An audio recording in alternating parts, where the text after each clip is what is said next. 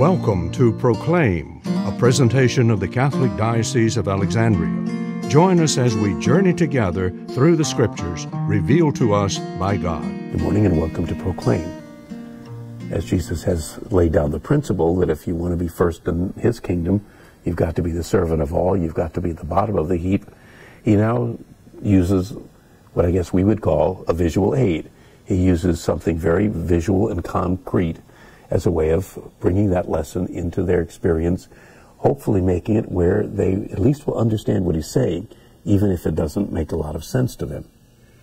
It says, taking a child, He placed it in their midst, and putting His arms around it, He said to them, whoever receives one child such as this in my name receives me, and whoever receives me receives not me, but the one who sent me.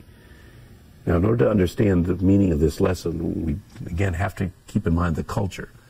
That while people certainly provided for their children and made sure they had food and clothing and shelter, that children weren't idealized.